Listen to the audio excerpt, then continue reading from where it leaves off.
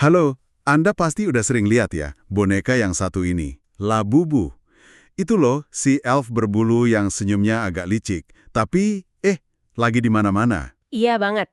Nah, hari ini kita mau coba kupas tuntas fenomenanya nih. Oke, Kita bakal telusuri bareng bahan diskusi kita. Sumber ini coba gali popularitas Labubu, tapi juga sisi misteriusnya gitu. sip. Jadi misi kita jelas ya, cari tahu kenapa boneka ini bisa viral banget, siapa sih penciptanya, inspirasinya apa, sampai ke spekulasi sama cerita-cerita kontroversial yang beredar itu. Yuk, kita mulai. Oke. Nah, kalau soal pemicu tenarnya, ini lumayan jelas sih menurut transkripnya.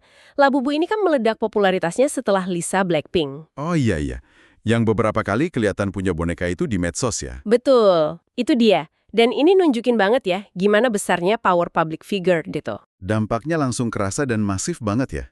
Langsung jadi buruan di banyak negara Asia tuh. Vietnam, Thailand, Hong Kong, China, Malaysia, ya termasuk Indonesia juga. Sekitar pertengahan 2024 kemarin kan. Iya, cepet banget nyebarnya. Di Jakarta itu kabarnya orang sampai rela antre loh di Pop Mart Gandaria City. Dari jam 3 pagi coba.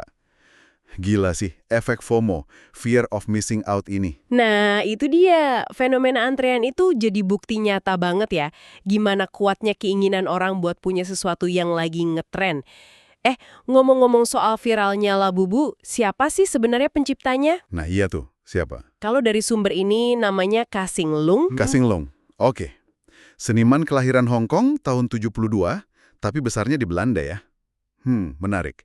Terus, inspirasi desain Labubu yang unik ini dari mana? Jadi, Kasing Lung sendiri bilang, inspirasinya itu datang dari cerita rakyat atau dongeng Nordik gitu. Sama legenda peri Eropa kuno yang dia baca waktu kecil. Oh, dari buku-buku dongeng gitu ya? Iya, katanya sih dulu kan belum ada game atau komputer, jadi dia ya banyak habiskan waktu buat gambar. Labubu ini sebenarnya cuma satu dari seri karakter bikinannya dia namanya The Monsters. Oh, jadi bukan sendirian ya? Ada karakter lain juga dong? Ada Zimo, Tikoko, Spooky, sama Pato. Nah kalau Labubu sendiri, ciri khasnya yaitu elf, berbulu, giginya taring bergerigi, terus senyumnya licik gitu. Tapi deskripsinya sih bilang dia hatinya baik, cuma sering usil aja, bikin ulah gitu. Oke. Jadi inspirasi resminya dari dongeng Eropa. Jelas ya. Tapi ceritanya nggak berhenti di situ aja kan? Sumber kita nyebut ada interpretasi lain dari publik. Gimana tuh ceritanya? Nah, ini nih mulai masuk lapisan spekulasinya. Ada sebagian orang yang ngerasa Labubu ini mirip sama figur-figur mitologi. Transkrip video ini nyebutin perbandingan sama Batara Kala. Batara Kala. Yang dari mitologi Hindu itu ya, dewa waktu sama kehancuran yang katanya serem itu. Betul. Itu satu. Terus ada lagi yang lihat kemiripannya sama Tao Tie. Ini dari mitologi Tiongkok. Monster rakus gitu, jadi simbol keserakahan. Jadi dibanding-bandingin sama figur mitologi yang kesannya agak gelap gitu ya. Ya, tapi penting nih, ini murni spekulasi sama interpretasi publik aja ya yang beredar. Bukan sesuatu yang dikonfirmasi sama Kasing Lungnya sendiri. Oke, paham. Nah, dari perbandingan mitologis, terus ada isu lain yang lebih sensitif ya, soal kaitan sama satanisme. Kok bisa sampai ke sana? Nah, pemicunya, ini menurut catatan ClickSource Channel lagi, gara-gara Kasing Lung pernah rilis versi Labubu yang tampilannya beda banget. Beda gimana tuh? Jadi badannya merah, ada tanduknya, taring, ekor, bahkan katanya ada simbol 666, angka yang di budaya populer sering dihubungin sama simbolisme setan gitu. Wah, itu desain yang cukup berani sih ya. Pasti kontroversial banget. Iya, nah desain yang spesifik ini yang akhirnya bikin heboh. Jadi perdebatan, orang jadi nanya-nanya, ini maksudnya apa sih dibalik desain kayak gini? Oke, itu baru interpretasi desain ya. Tapi apa ada cerita lain lagi? Nah, ternyata nggak cuma itu. Sumber kita juga ngelaporin ada cerita-cerita, ya bisa dibilang agak ganjil ya, yang dibagikan sama beberapa kolektor. Cerita ganjil gimana nih? Kayak, Ya, kedengerannya emang kayak cerita horor klise sih, tapi ini yang beredar. Ada yang ngaku bonekanya gerak sendiri pas malam hari, atau pindah tempat padahal nggak disentuh. hah? Serius? Gerak sendiri? Ada lagi? Ada juga laporan dengar suara ketawa kecil atau bisikan gitu pas lagi deket bonekanya. terutama tengah malam katanya. Terus ada klaim lain juga di komunitas online kayak di Reddit atau Twitter. Apalagi tuh? Mimpi buruk terus-terusan, ngerasa kayak diawasin, atau firasat nggak enak aja pas liatin bonekanya. Reaksinya macam-macam sih. Ada yang akhirnya jual atau buang bonekanya. Ada juga yang nganggap ya kebetulan aja, atau sugesti mungkin. Wow. Jadi dari boneka lucu yang viral, jadi objek cerita mistis gini ya? Jauh juga lompatannya. Betul. Nah, cerita-cerita ini akhirnya jadi kayak urban legend gitu.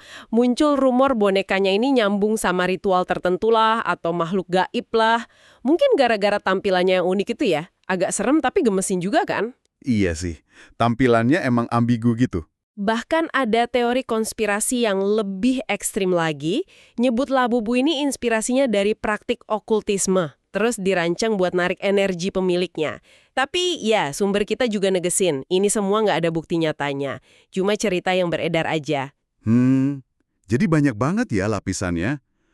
Nah, semua ini termasuk insiden ricuh pas jualan di Popmart, itu kan sempat kita singgung tadi. Kayaknya bawa kita ke satu refleksi ya. Sumber video yang kita bahas ini sampai nanya loh. Nanya gimana? Dia nanya, fenomena Labubu ini, dengan segala kehebohan sama cerita gelapnya, ini cuma representasi keserakahan aja, atau jangan-jangan ada hubungannya sama agenda satanik, mengingat visualnya yang unik itu? Pertanyaan yang bikin mikir sih. Iya juga ya. Kalau dirangkai gitu, polanya kelihatan ya. Popularitasnya didorong influencer sama FOMO. Terus visualnya unik, tapi mungkin narasi resmi tentang maknanya kurang kuat. Jadi ada ruang kosong gitu. Dari bandingin sama mitologi sampai cerita supernatural. Kayak kalau ada sesuatu yang terlalu populer, tapi ceritanya nggak jelas, orang bakal bikin ceritanya sendiri. Termasuk cerita yang gelap. Oke.